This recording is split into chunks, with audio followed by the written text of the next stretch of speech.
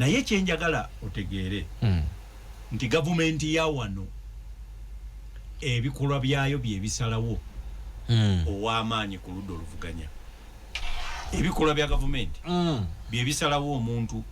ow'amaanyi ku ludda oluvuganya. So buli kalulu akajja kabeeramu bakandidate babiri bokka. Alemeddeko ne gwe balowooza nti yamusobola. Abalonzi be bamu era tebalonda bibiina. Otherwise balironze batya ekibiina kye batannayiga eky'emyezi 3. Bo bawagizi ba muntu. Bo baagala omuntu abajjirako muki omusajja. So abalonzi ba Uganda si bana bibiina. Abalonzi ba Uganda bannankyukakyuka. Era omuntu yenna n'abalukayo olwaleero n'abawa essuubi n'akola ebikundi bye n'akola ne bamuba omukono ne guvaako n'ajjira kagaali n'anominatinga wanu gwe balonda. Yenze Haji Arun omusomi w'edduwa asangibwe Bulumagi ku luguudo lw'Ejjinja nkola ku bintu ebyenjawulo ng'emuli endwadde zitawaanya abantu aba bulijjo. Nkola kwabo bonna abalina ebizibu mu mukwano. Bw'oba olina ebizibu mu mukwano jangu gyendi neeyonera nsobole okumalira ensonga. Nkola ku mikisa egy'emirimu, nkola kwabo abaagala okugenda ebweru, muntu nk'okozesebwa amajiini, okozesebwa Saitran, ebyo byonna mbikolako. Osobola okukozesa ennamba z'olaba ku screen. 13 ensosozi 10 radio 7 era karabyu kubukama bwa kabaregala Fatim Sokege manya kigambo ku kigambo program etuli era nga tuli Honorable Dr. Fred Mukasa Mbidde Councilor tuli mukubanga tukuba touch mu nsonga ezigenda maso mu ggwanga maso tukole mu program eji nga yonna bagiyita Africa Action Plan ko tugenda baweera amabanja okubawola oba okubawa obuwi oba okukola nammwe business. Kakati jukira bana abasajja mu bimu ku proposal be bali bakoze bano ba president nga baagala okukakasa abazungu nti fe tuli okay tuli bulungi twagala ne demokrasi atambule atinte mu nsi zaffe era banaye mutuwe sente twagala tufune ne sente ezi kuba bali babitunuulira ebyo nga banakuwaka sente demokrasi ali atya human rights. Yes. Kakati mwalimu n'okuta ebibiina by'obufuzi ebingi nga ekimu ku bubonero obwa demokrasi ya mawanga gaabwe.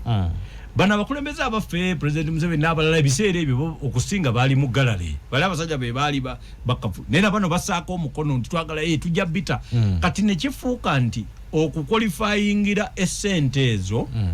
oyina okumala okuta ebibiina byaki by'obufuzi. Era ne bateekawo ne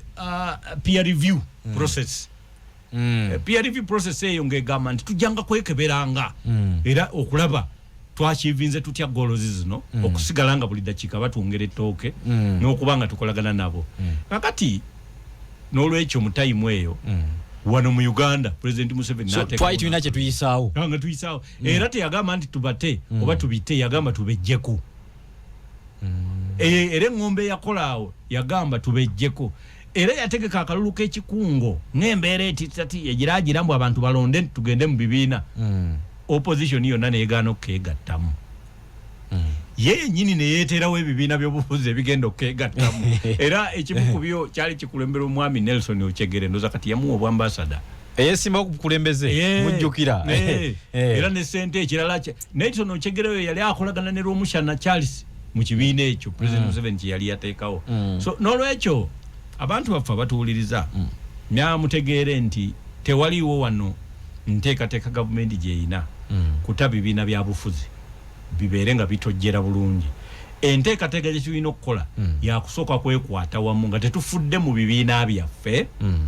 tulyoke tukole omukungo ogusobola okukyusa obukulembeze bwe tunaamala ebibiina tubite. Wow. Nsaba tuwummulemu katono nnyo Honorable bwe tukomawo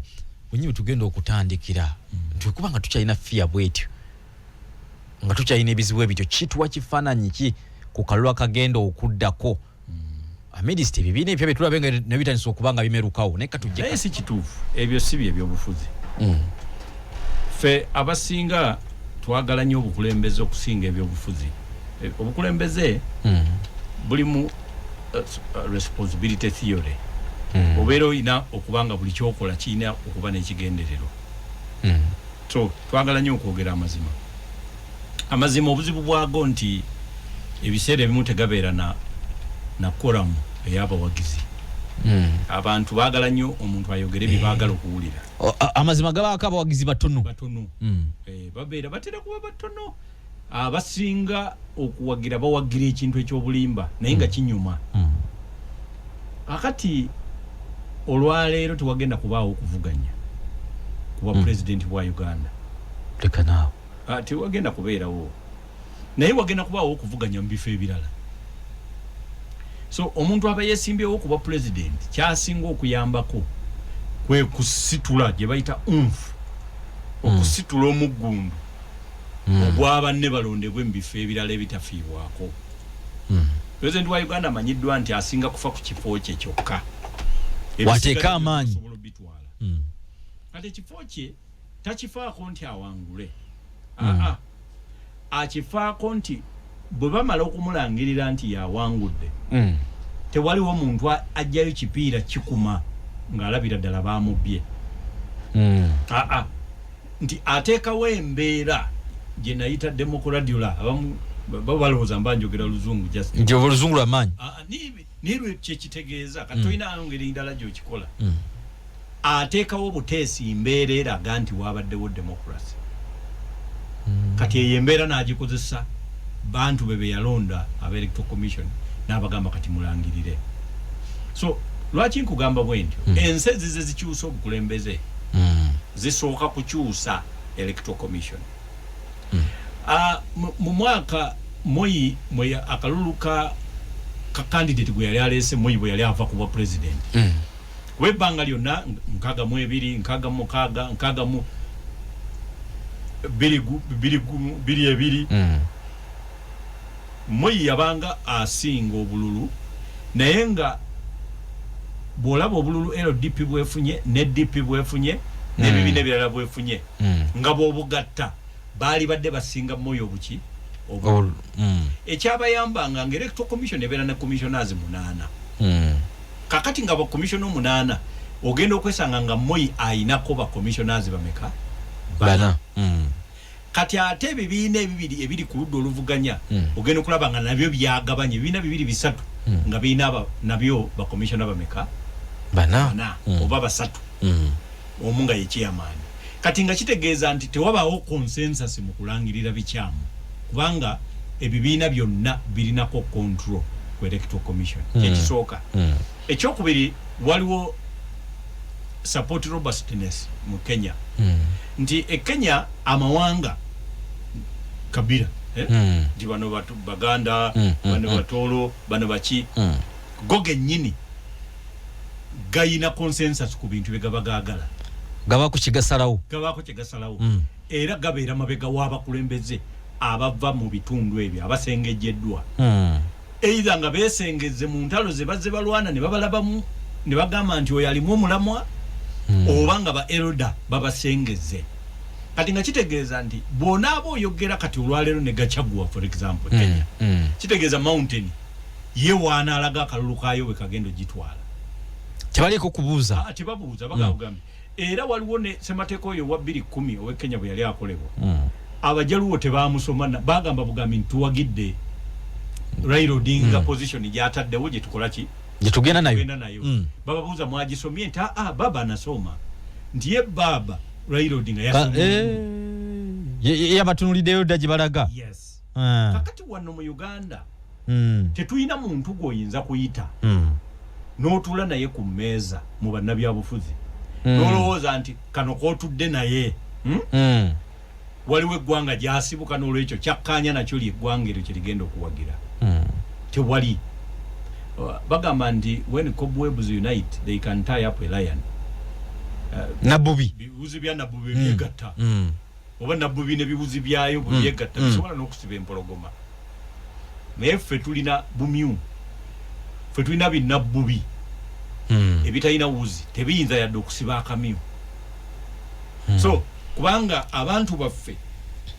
toyina munnabyabufuzi goyinza kusiba kantuntunu n'omutambuza n'omuzza gy'ava n'omugamba kati mpitira abasajja bakakiiko wano aba district ababo 18 tutuulemu. Embeera yandibadde nti olwaleero bw'oyita ekibiina nga jema nti muje tutuule oba DP oba kyemukkaanyaako wano mugenda okuva mu kizimbe nga n'obukiiko bw'ebyalo bw'ekibiina ekyo buli mu kukkaanya buli mu kusaasanya njiri eyo bimwatuuseko cross sectional command structure naye kakati tewali kibiina kikiina so si kirungi ffe kutandika kwerowoozaako nga bibiina bya bufuzi so nga ate tumanyi tebikola ki tebiriiwo biri mu kampuni babiwandiisa naye nga tebiina nkola ebibeezaawo Kenya Electoral Commission bagigabananga n'olwekyo yalinga esobola okusalawo ekintu ekigaana gavumenti eriko okubanga ewangudde olwaleero engeri gye bakolamu Electoral Commission ye Kenya ba commissioners ab'enjawulo balondebwa obukiiko obw'enjawulo nga ne Kenya Law Society mweri oba nalabe banga Julie ya court ne coalition of political parties ngeri represented na kakati omanya nti Electoral Commission ejjagenda okujja nga tekiri obvious nti yesimbyewo yagironze ng'ekiri wano bwogenda Mozambique yo parliament yeronde Electoral Commission bwogenda Namibia balamuzi be balonde Electoral Commission kakati wane Uganda eyesimbyewo yalonde Electoral Commission kitegeeza nti n'olunaku lwabawo emirimu bakola obubaga ndi bafunye emirimu gy'okulya kakati we muntu oyo gwe bw'abaaza okukewaka bw'abawo ekibuuzo kimubuuzibwa who is your boss addamwani yama pointing of course bwaddamu n'amulaba ku ballot paper olowooza alyogera biki era bamusuubira nti bwajja musiima kati bakugambye nti kukulonda kati kugenda kubeera kwa electronic luli obadde okuba akalulu noddamu n'okebera obaddala wootiikinze weewuwo kati ku electronic bw'omala okukakoonamu bw'oti okebera otya oba gye kaalaze gye watadde so abantu baffe bakyamuukirira mu bintu naye nga tebamanyi bulungi kubigenda mabega kubigenda mu busomyo kakati ogwo gwe mulimu ogwandikoleddwa ba intellectual kati nga abatali ba intellectual abayina nabo bye basobola ebyenjawulo nga babega mwegatta wamu ne mulyoka mutambuza so n'olwekyo olwaleero bajja kulangirira ebivudde mu kulonda naye nga tewali ayina bukakafu oba ddala bivudde wali ku polling station gwogumana kibagambye kati ate abantu baffe njagala mutegeere nti ebiseera by'okulangirira ebivudde mu kulonda kakati olwaleero waliwo ekiwandiiko ekyayise media houses zonna yes nkirabye kwano UCC kyefulumiza UCC erina ekyo kitongole ani yabalonda president yalonda tabeereko ku ballot paper kati ebiragiro ebijja okutandika okufuluma ebitajja kuba public ng'eyo ebbaluwa bwe yakoze bya wawe musooka n'okulangirira ebivudde mu kulonda bayinza okutandika ne bajja ne batandikira eyo gyawangudde bagenda okutuuka wano mu Kampala mwe muwangudde nga tewakyali asitula bipiira ku byokya kuba ekyo gavumenti kyetya ate tya kirala tetya nti nomujja giwangula ate kati bwe buzibu bwe tubeerako nti ffe tugenda ne tweteekamu gye bayita a figment of a fertile imagination ekimera ekintu kyo wali olabye omulalo ali ku bisaaniiko nga bina bwati akebera bwati avimba mu mutwe gwe muli abaali n'ekirowoozo nti naggagga nnyo era bamusanyufu abaganda nti bamuyita bamweyana bamweyana kati tulina engeri gye twebeeza mu mbeera eyo era ne tubeera naawo anti kati olinayo abantu bonga 18 babeerawo ku social media ne bavuma omuntu kati nogamba kakati avuma yennyini ayina essimu anyiga emirundi 3 okunyiga ennyukuta egi kubanga screen yayatika naye abo abantu obateeka mu kyebikiro mu kintu ky'okulowooza nti balina kye bali naye nga tebakiri tutandike okwejjamu ebyo bye tutali tugende mu reality ate tujja kukola nnyo tujja kuyitawo honorable ako kennyini akonkonyeko wano njagala bunakano kamiringulire kati president yagamba nti ate mumubba mumulaga nti mumweraliikiridde yakakabira obululu bwakakadde kalamba nakalagano tukayina go omuntu gwolonda naga nti ate yasaze bubi babanzi bye ekyokubiri kibaita opposition why kuguno omulembe mu biseera mwenga muvubuka ngusolo feeling opposition yemwe Kampala eggulu n'ogendayo nolaba nga Dr. Besigye namulengera nga okumawulire nga yayogumiza ggulu lwaki siwe kikyali I mean olaba ekibiina kakati ekisinga amaanyi mu opposition Kasakisuka Nakasongola Kasakisuka Masaka biba biralamuko kuguno omulembe ne luli kyalinga lisi kiringa ekiri balanced muko tuganye president eri ebizibu byabwe bikozeeko nnyo political parties eringa kati zikendedde nnyo mu bitundu ebirala regions endala ba actors be bakoowa nkatwina style empya opposition style eyo tewanda bawo waginoonyerezaako nti tuyina kati aba first biri mugumu bafunayo kuba first time voters olulu bwa Uganda abantu abo balonda omulundi ogusooka nga balina omuntu waabwe gwe bawagira naye ng'ebbanga lyonna era bazze bamulonda naye nga bamulonda ku bintu birala artist of the year award ebintu bwe bityo kati this time ne bamulaba ku ballot paper era ne bamukola ki bamulonda ekyokubiri ye yennyini enkula ye ey'ebyobufuzi ye background gyavaamu ya show business okitegeera ya butaala mataala bwita obutaala obanga mujerega naye ya business neyokubeera nga ya kamera funira ku bumanyifu ya tutumu yes kakati ettutumu nga ye mwajja sente kakati ne mu politics bwajja naye amulabira mu galubindi za tutumu ettutumu terifaayo oba ku buli kyalo kuliko abantu lifa ku gaali ewera era ebbugumu erisinga kati ku ludda oluvuganya liri ku social media si ku byalo ku byalo tufuna mu kaseera k'okulonda kye bayita celebrity panjandulamu nze nsimanyi nze ngeri bya bibuulira mu Luganda celebrity kubaira bya luzungu technical guba muyaga ogutambula era bwe guggwa era guba guwedde nga gudda ku bintu birala so kakati temubeera mu nnyomo capacity to organize mobilize kagabolingalaga ti mulimu ekifaananyi kyoba olaba ggwe nga ggwe kyeweeraba nti oli w'amaanyi nga si ekiri kiringa tuli wano mu radio yes naye ekyamazima twogera niti tumanyi baani abawuliriza kati ye showbiz nego kiwulira muli nti nkasuka organizinga akalulu n'okawangula oteekeddwa okubanga buli kyalo ogenze nga buli kyalo kuliko abagenda okukuuma obululu bwo nga buli kyalo kuliko abagenda okutwala DR form eyo bagitwale ku muluka nzajja w'omuluka avuga epikipiki agirete ku district kati abasajja ba district bavuga akamotoka bagirete ku national headquarters nti electoral commission egenda okulangirira ebivudde mu kulonda nga mugamba bugambi nedda wano olimba tebifaanagana na bino ate gw'ogamba wano naye tugenda netusindika abantu enamboole nga nabo bali ku showbiz akubira n'abewaka nti kamera ensongamu kakati nga yekyaliko tetujja kukkiriza kaseera bamuggyako kabaiti kati naye nga kyagamba obutakkiriza naye takimanyi kyova olaba nti waliwo standards bbiri Supreme Court eyo zeetera okusalirawo presidential petition of course ne high courts mu election petitions endala ziziina standard esooka ya illegality nti osobola okusazaamu okulonda singa wabeerawo ebibadde bimenya amateeka okugeza obadde oli minisita onoonya obululu naye obunoonyeza mu motoka ya gavumenti ekyo kiriirigo kati obujulizi obwetaagibwa kuba abadde okuba obukiiko biki bifaananyi ng'okozesa emotoka eyo oli mugikozesa eyo illegality esobola okusazisaamu okulonda so ne wali presidential petition kasita mubanga muyina ebya illegalities musobola ebyenjawulo okusazisaamu ebivudde mu kulonda ensonga ey'okubiri gye bayita irregularities illegality ne irregularity byawuka kati irregularity kyandibadde ekyokugamba nti akalulu okasoma bwoti n'okalaga abantu n'okazinga n'okabala n'ojjuza DR form kati naye gwe kye wakoze wagambye bugambe nti buno obuli wano buli bibiri mwana era bwono kakati n'owandiika mu DR form okitegeera ebeera irregularity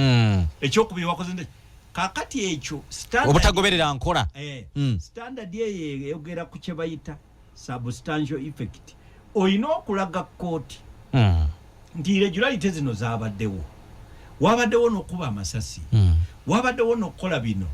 oyina okulaga nti they substantially affected the result nti wabaddewo effect y'amaanyi era byabadde bisobola okukyusisa ekivudde muki okulonda kakati ekyo oyina kumatiza kooti toza kiwaako bujulizi nga tumanyi bululu bwe wafunye ku buli kyalo tuvaba awo tetusingawo kuba tetuba na DR fomu zaffe kive eno tuyina ebyalo okulonda nga kuggwa kuliko ekipande kimu lwakuba ti bannayuganda bo atunula wabeera wokka ye wabeera walowooza nti ekiriwo kyekiri mu Uganda yonna naye gwe vuga emmotoka nga tumaze nomination tutambuddeko omwezi ogwokubiri ogenda olaba ekiri mu bitundu otuukayo ng'abantu tebakirabanga nako nga ne candidate tebamumanyi tukyayeko no by-elections zonna ekyamazima abantu abamu batya okukyogera olona buyinza okuba okimanyimuko netulaba bakandisa abamu abeesimbyewo musonga nabo opposition najja n'emmotoka okuva e Kampala ate olumundo zaba sina balonzi ofundike owulira poliisi bakutte abalala basibye abalala bagalidde kwegamba ogenda okulaba nga te ku kalulu wano akakubiddwa si bwe biri simanyi anti kakati kyaloko kubeerako ebintu bingi ekyamazima kubaako ensonga kati nga bolaba kati akalulu k'ekisolo akalulu k'ekisolo ensonga zaako zaali za kweyawulayawula mu mawanga ne mu ddiini tewaaliwo bya bufuzi oba bya NRM oba si bya NRM tibyaliyo kati by election ene y'ekawempe egenda kuba ya ludda oluvuganya ne gavumenti tesobola kuŋŋamba mbu waze independent olina okubanga gwe candidate azze bwe bagamba nti candidate omuzoganye yaliwa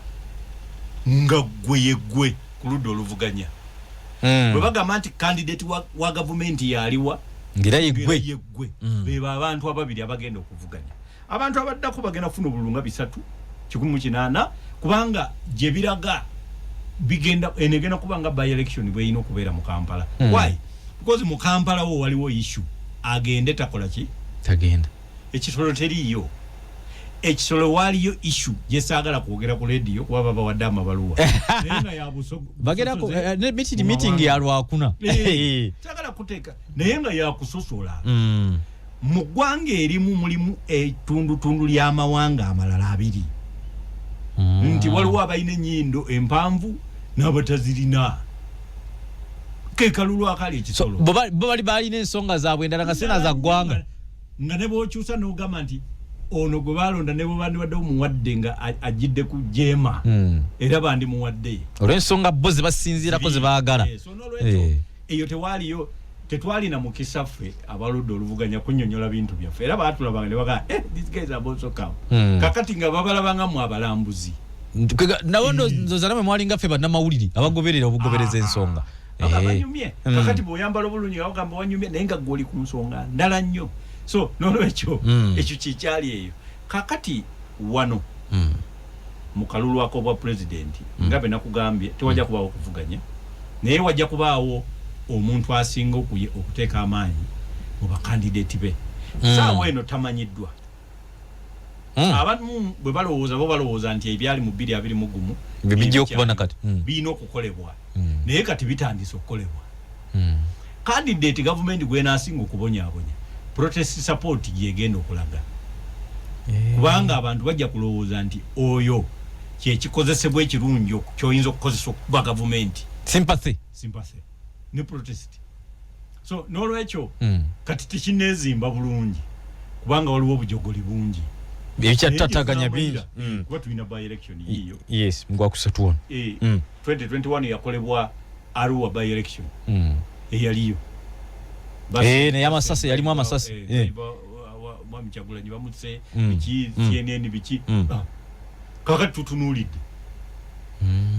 tukyayina kati ensi bagiraga abantu ba mirundi waliwo nupu emanyiddwa nga y'amaanyi kati ku opposition naye waliwo ne munnabyabufuzi abonyaabonyezebwa tobitwala for granted oyo kati waafiira mukomera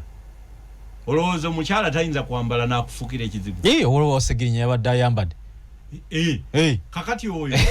so n'olwekyo ebintu bikyatambula for now tolinaba kusalawo tukyalina bingi bitusobola okulaba tituyina omulamwa ogwa ogw'okubeera nti social media yesalawo w'amaanyi gukyatambula era abasinga bwe tuteegatta era n'ekyokuleeta ababaka bayinza okutandika okulinnya ku minzaani nga buli omu bamupima ku byakoze oba ku busobozi oyo ajja okusinga ekibiina kyajja. Naye honorable waliwo omuntu eyambuza ekibuuzo wano nga kikulu nnyo naye nga nja kwongera nange okitaguliramu nga nkikubuuza lwaki buli luvannyuma lwa myaka 5 newankubadde President Museveni ye addayo omu naye tetuddamu kulaba weevu oba kibiina ky'amaanyi ge gamu n'ekiba kibaddewo mu previous election. Actually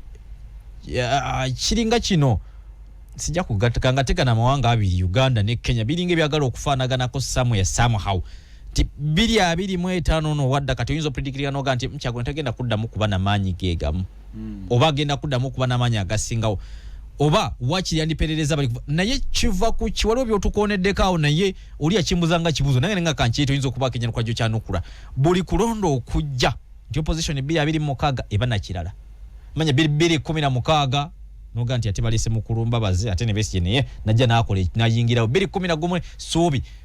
ngeza kukola tujja na kifaananyi kya njawulo oba oliawo ne baplayer nga banjawulo lwaki mu opposition ya Uganda kiganye kati mu Uganda njagala abantu baffe bategeere abamu manyi tebamanyi naddala babeera ku social media abasinga baba tebamanyi kati ate omanyi okumanya n'okulogebwa bifaanagana kati go mkyala we yali akulozeeko simanyi kubanga gwe baloze tosobola kutegeera gwe gwobeera olabira ddala tebakuloze fe abalaba ffe tumanya nti kati gwoli mu tali yekkoyo oyerayera olujja golooza laavu otandise okumukulisaayo nga gwomusooseewe waka omusajja papa kanzire yadde nga ansanga eka ememe badde ntyemuse simanyi nti odda saawa zino kakati ffe tumanya nti gwe olina ekizibu kyewafuna ekyokubiri it takes wisdom to know who is wise gwe olina kubanga oli mugezi okutegeera omuntu omugezi kubanga kyamagezi okutegeera kyetaaga magezi gwe okutegeera omugezi olina kubanga oli mugezi bw'oba toli mugezi tosobola kutegeera nti omuntu mugezi because how ekyokusatu mu nsi muno buli muntu alowooza nti ensonga ye yentuufu kyamanyi kyekituufu ensonga era omulala kyamanyi kyekikyamu otherwise tewali nsonga gwe kubeeza na kintu kyomanyi nti kifu gwe n'oba nga kyomanyi oba kitegeera so kitegeeza olowooza byomanyi byebiki byebituufu kati kyetaagisa muntu mugezi okutandika okwagala okumanya kyabadde tamanyi era nga mweteefuteefu n'okukyusa kyabadde amanyi n'ategeera nti si kituufu n'alyoka amanya ekituufu kyovola nti ffe abasajja basoma ennyo bakugamba nti education is a continuous discovery of your ignorance buli lunaku lw'omala mu kibiina oba mu kusoma obeera weeyongera okutegeera kyobadde tomanyi kakati abantu bano abajiga abatamanyi naye kizibu nnyo okutegeera nti takola ki tamanyi kubanga okutegeera ekintu ekyo weetaaga magezi ate bambe abeera takola ki tagayina era tosobola munenya kakati abo abantu ensi ebangwira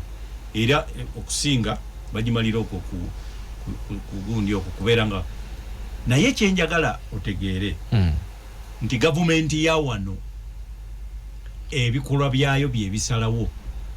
ow'amaanyi ku ludda oluvuganya ebikolwa bya gavumenti byebisalawo omuntu ow'amaanyi ku ludda oluvuganya lwaki kubanga abantu abagala gavumenti eveeko ebbanga lyonna babaddewo bazze beeyongerako bweyongezi mu mwaka 1995 baakola ekibinja aba opposition kye bayita Interpolitical Forces Corporation nekiwagira Dr. Semwogerere yali wa DP eggwanga lyonna ne limulonda lyonna era naye kirowoozebwa nti akaluluke kakwatibwamu kwe kulonda okwasooka Eh. vanyuma lwa NRA okujja mu buyinza. Yes. kakati omwaka 2021 Dr. Besigye na wandike kiwandiko ne bagala mu court martialinga na aberu kunji ne bekalakasa ne bamuleka bagala mu nalangirira nti yesimbye kuba president wa Uganda. Opposition ne mwegattako ngekoze kye bayita IPC. IPC ne mu 2006 era 2001 balonda Dr. Besigye. Era kirowoozebwa mbu kubanga for the first time edda mu kalulu ka 96 aba Western baali tebabalowooza nako kube basaba obululu. Kyali automatic abantu bakyayina bino pajero zigenda mu West biki. Kati Dr. Besigye ajja aleta narrative empya nti yava mu West avudde maje yali mununuzi ayingidewo. Opposition mwegaseeko sebagala mwegaseeko Dr. Semogera muwagidde yanoonya obululu ajalagidde era kirowooza ajinalagira 2006 Dr. Besigye bamukwata treason ne bamuteeka mu komera era ya nominating ataliwo ali South Africa awandisa kifaananyi ngali mu komera wano we yagenda ke South Africa ne bamuwayiriza olina timu y'abayekera aba PRA aba China n'ebirala bwe yadda wano bakwata mukwate ne basuula mu komera nomination zigenda okutuuka nga ali mu komera naye amateeka nga tegamugana ku nominating na kifaananyi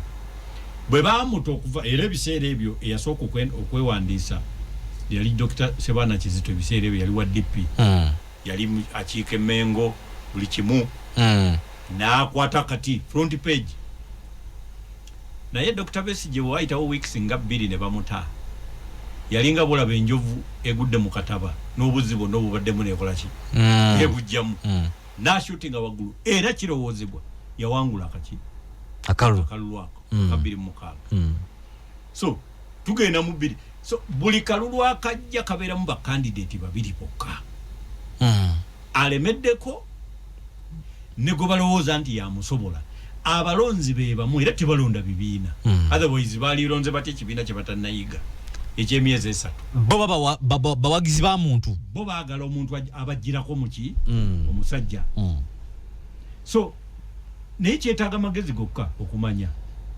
kino ekintu tosobola kubeerawo ng'obimanyi bumanya wetaaga kuba na magezi so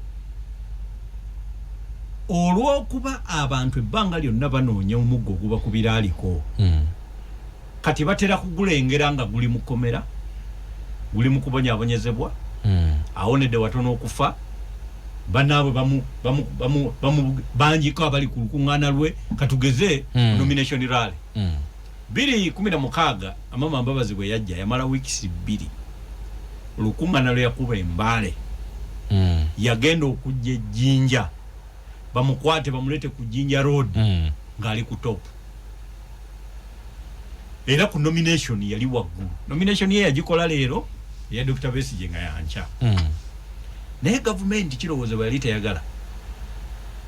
Mbabazi abeere na maanyi era Museveni yamwogera na ku throughout the campaign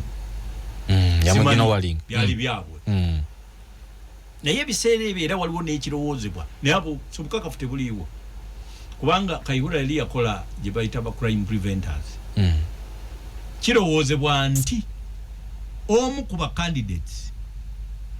yabwebwa ba crime prevent omutwalo mulamba nga bamukubidde ne t-shirts nga tamanyi ne bamuyiraawo n'alabika nti yali ku top Bannayuganda bagoberera gye bayita bandi wagon effect mbuyaga kye balengedde ndi kye kikutte bonna kye bakola ki gye baddukira era bwe yatandika ne poliisi n'etandika omukwata wakati mu kalulu nga bwe mukwata abantu ne bagamba wano wekaliira oba kitegeera wano wekaliira yasinga okukola opposition leader mu Uganda so abalonzi ba Uganda si bana bibiina abalonzi ba Uganda bannankyukakyuka era omuntu yenna n'abalukayo olwaleero n'abawa essuubi n'akola ebikundi bye n'akola ne bamuba omukono ne guvaako n'agira kagaali n'anominatinga wano gwe balonda so n'olwekyo tewaliwo kyasaliddwawo saawe ebikyajja bikyakola ki bikyajja kati ate Kyagulanyi asobola okubeera w'amaanyi okusinga ne bwe yali 2 okusinzira ku bibayinza omukola okuva kati oba asobola obutaba nago era okusinga ku bayinza bamukoze naye nga gavumenti teyina kuyita mu kupromotinga muntu nti ekuwe sente era nze nalabayo ne babuzabuzizza bambi ne baagala okukola ebibiina ne bakola kiri babawe sente kagamba obatunuulira n'olaba nti ate bano bo baabuze ne bakamala so olwaleero tosobola kukola kibiina kya byabufuzi ng'ogenderedde mbwowangula okulonda okujja ekibiina ky'obufuzi ekipya kubanga kukola soda mupya nomutwala mu katale emitendera n'abamunyo bagamba oba yakopye gundi talina waatuuka oba ku pepisi oba njagala mbyogere bibiri nga bwe birwanagana kuba tewali kyalanze so si kyangu ekintu ekikola ekibiina guba mugundu oguba guleeteddwa nga balowooza nti gwe solution ku muntu alemedde ku bukulembeze so kyekize nga kikyusa abantu nti Sebagala yakirina Semwogerere yakirina Nambooze naye yakifunako naye tiyawangala nakyo Kibesi gye yakirina kati gundi yakirina mu lulimi lw'omupiira baga nti ali ku foomu afunye foomu tewali kirala olwekyo bino tebirina nnyo science ali awo ya Uganda just bya mugundu naye n'omuntu aba n'abawagizi baba batamanyina gye babeera awo tutambulize eggwanga we litambulidde onale bunyala nkukyusa ate yonkujjeyo ku lunaku lwaleero tulabyeko munnamateeka Aaron Kiza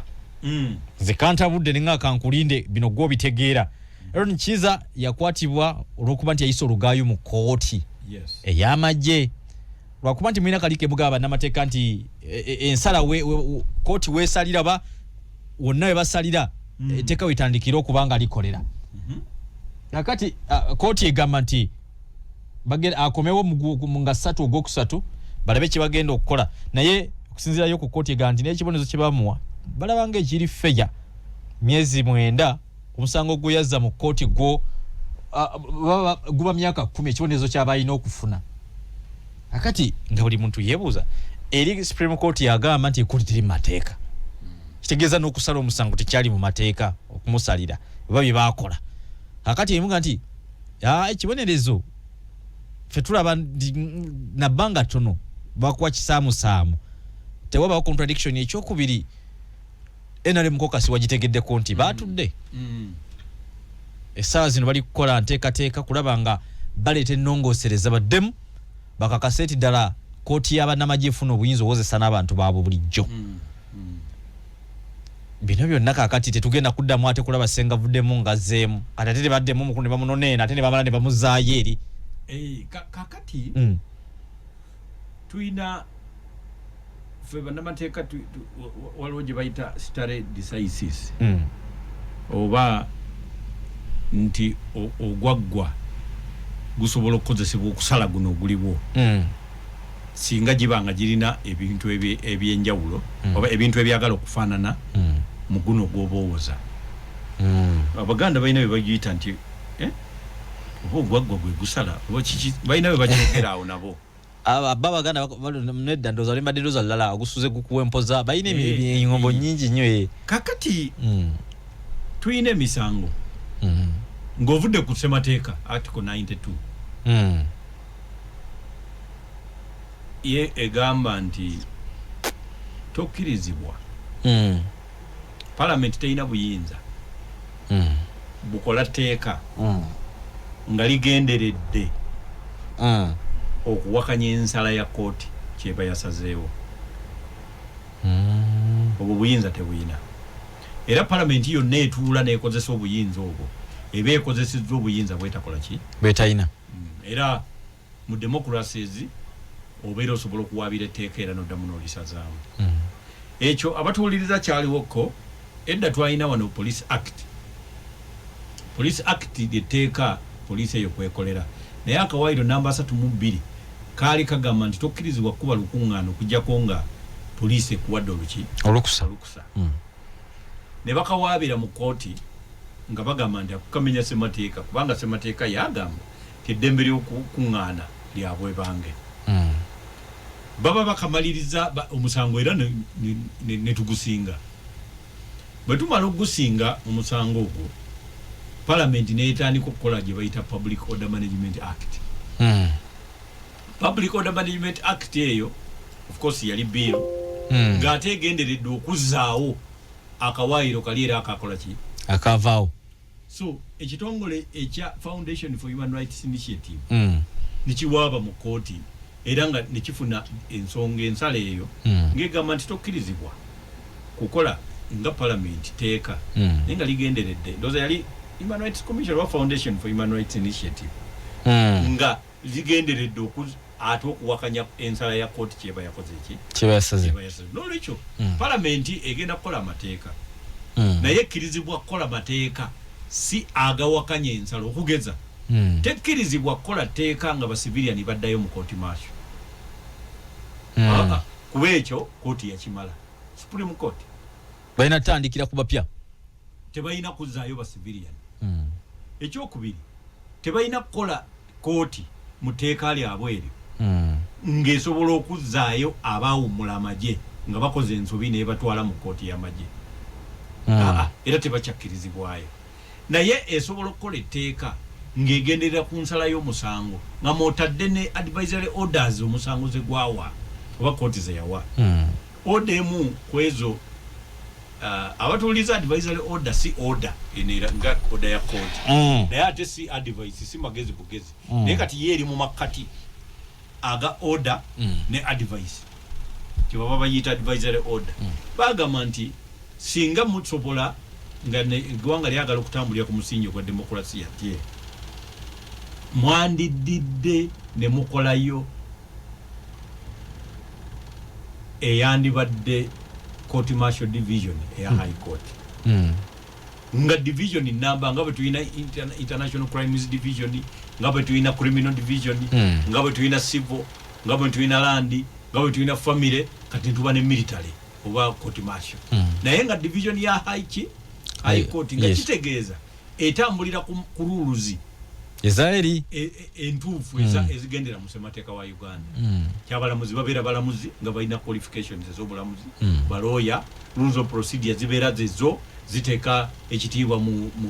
chapter 4 eya constitution ya Uganda wana abajasi bantu bennyini bannayuganda bawedde emirimu balina n'endagamuntu so ebyo byonna nga bigobererwa n'olwekyo Parliament ekkirizibwa okuba nga yatudde caucus naye proposals zina okuba nga tezigenda kukontana na musango nga bwe gwasalibwa. Okay. Ekya Aaron Kiza kyewunyiza kati waliwo obukwakulizo bwa mirundi ebiri nze sibigoberedde sinamanya mu bimu ku kye natya kooti eyo bwe yali esala eyina ebintu bya affectinga oba waliwo effect gye yateekako negamba nti omusango ogukyawulirizibwa nga gwa civilian guli affected by the decision ene egukolako era egyo emisango giveeyo mangu mu court martial omusango guyina apiiru nayo giveeyo mangu mu court martial gijje muki mu kooti y'abantu naye omusango ogwasalibwa nga teguyina apiiru ogwo teguyina eyo bagiyita collateral review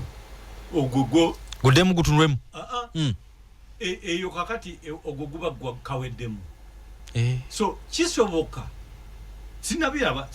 sinabigoberedde kati nkozesa bwongo bwange nga munnamateeka ntaputa nti singa mbadde mpolereza gavumenti ndabanga omusango gwa Kiza ogutakyalina audience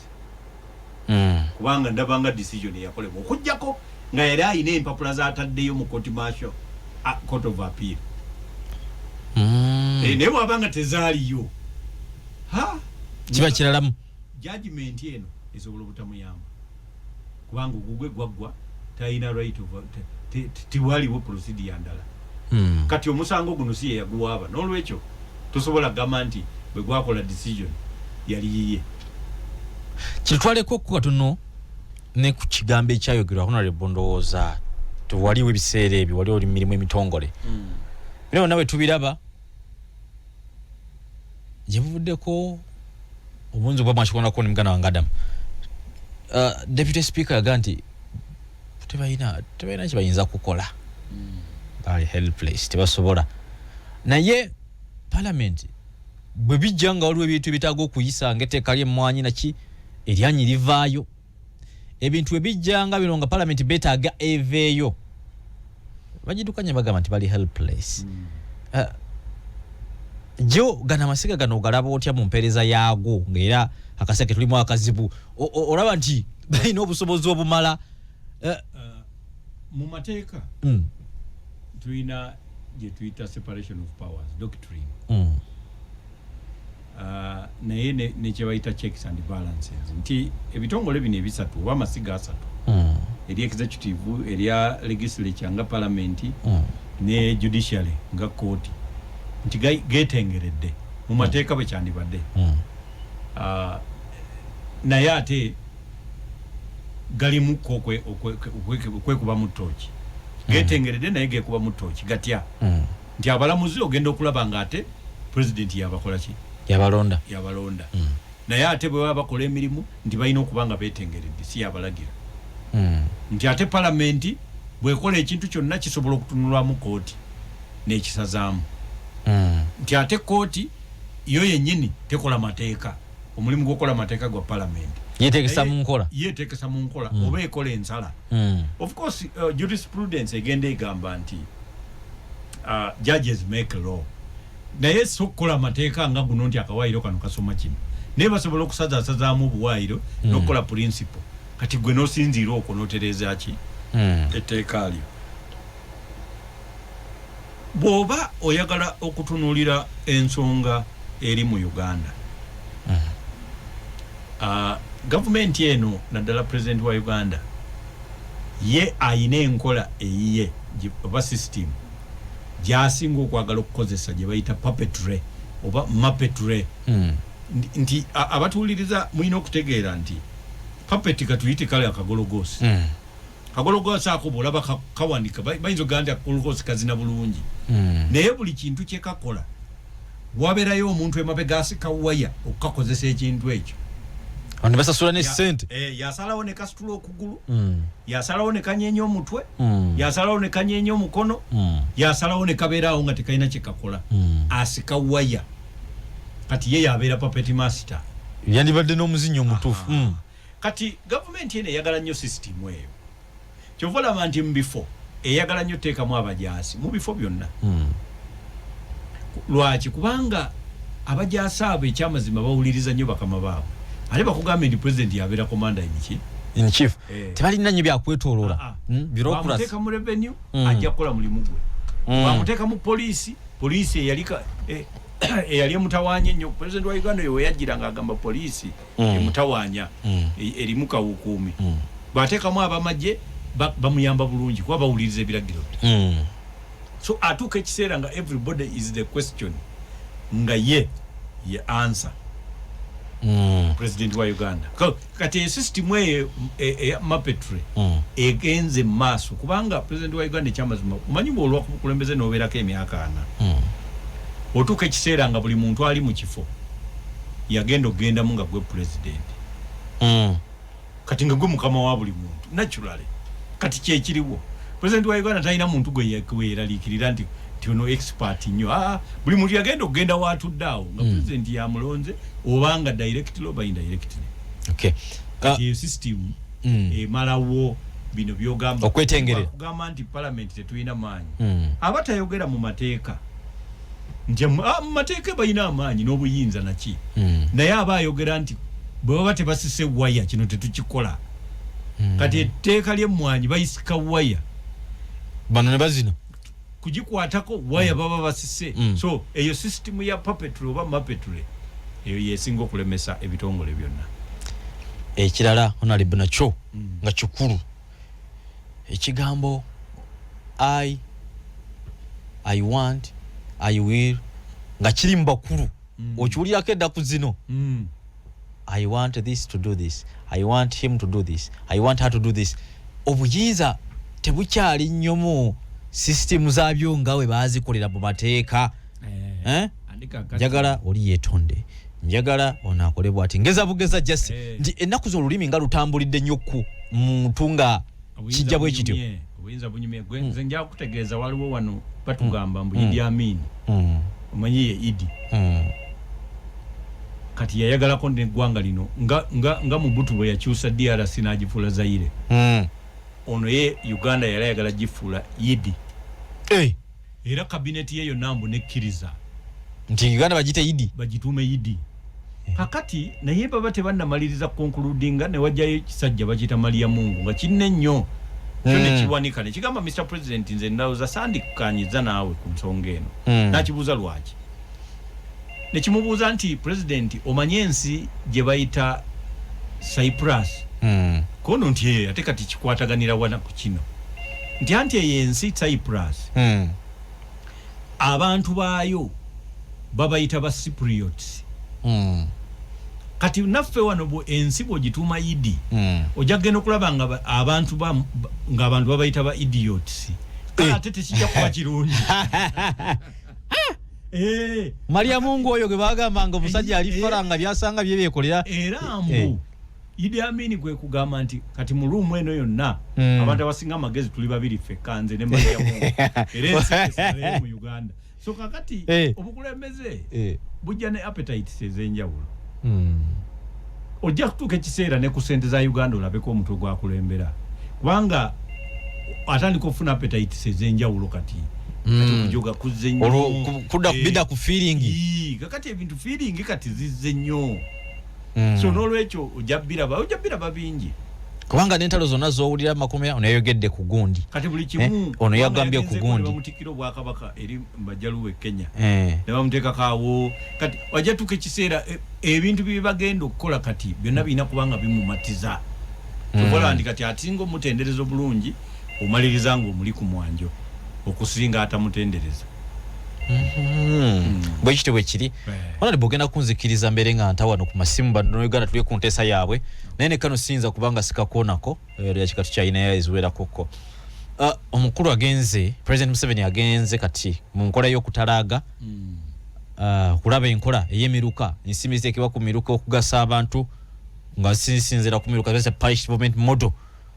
alabe bwe bikola ona bw'otambuddeko okunsinga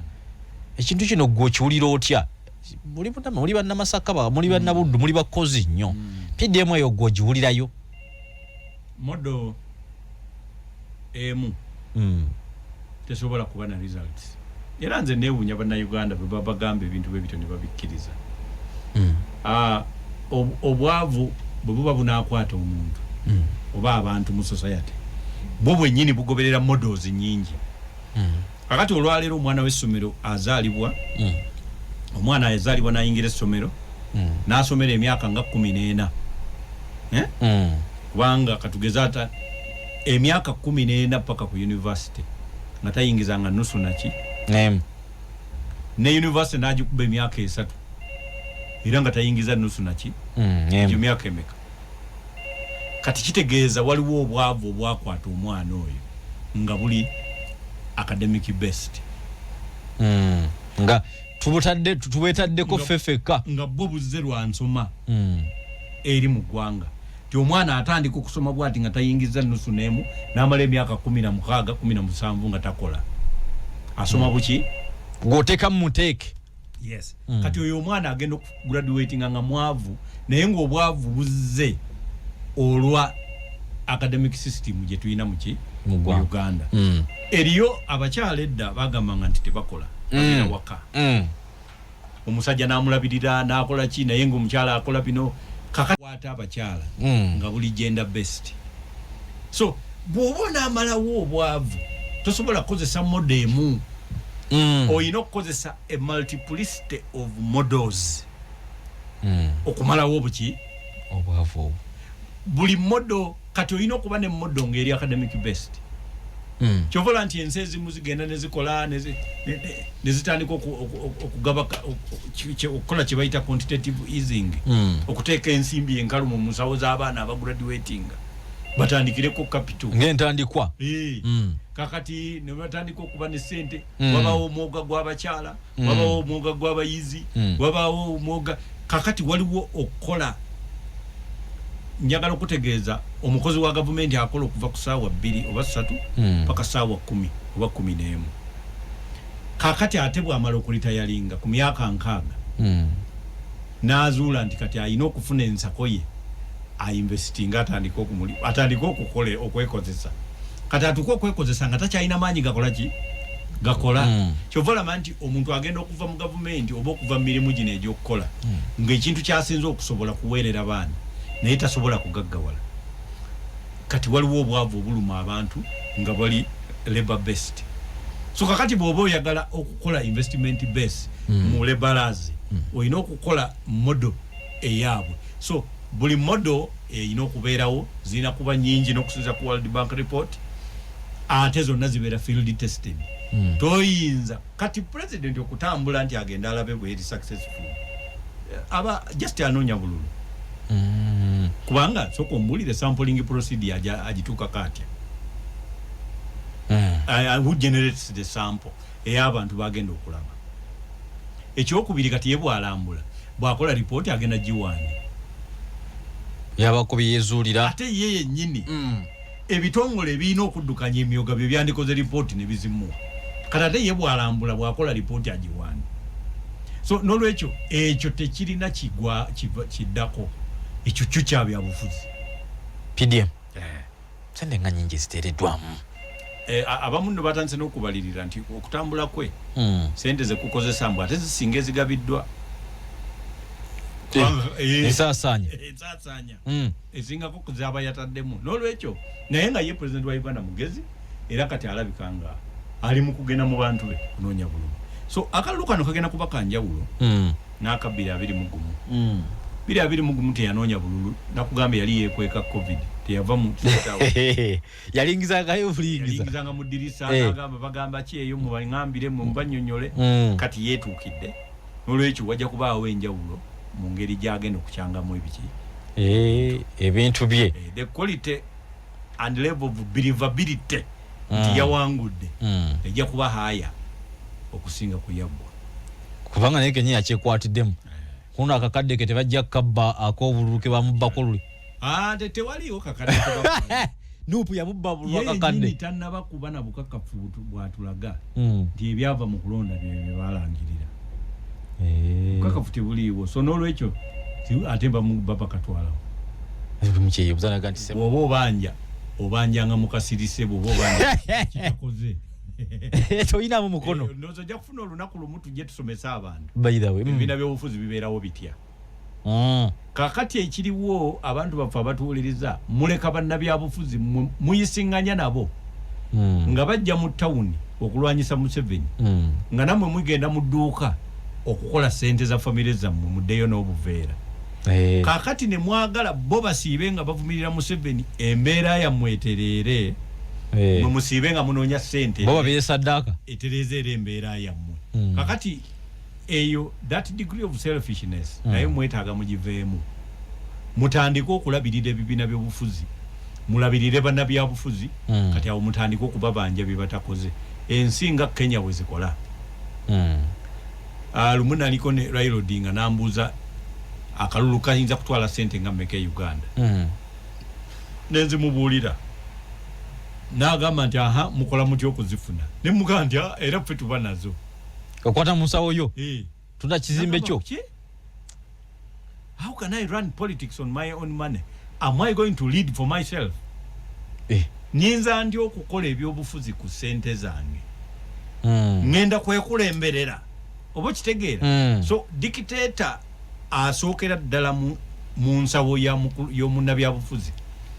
gwate omuwagizi we gw'omumuteekamu nti mmwe abalina okuba nti mmwe mubeezaawo process ey'okujja ku gavumenti mutereere emisolo gitereere buli kimu ekibaluma kiggwewo mufune ku nguudo za kolas ate mwagala ono alwanirira ate ye yennyini yabakola ki yabakafiramu mulinga abagamba nti amaaso geetikka amaaso tegayina kwetikka amaaso galina kukulaga gwe yeetisse wawe olina okuyitira otwale byokutte ki byewetisse so ne bannayuganda nabo babeere kimu ku bibenenya kyekyo kyennyini sabusiibule honale bukagoge wuyaze soma ggulire tujja kujja tubasomese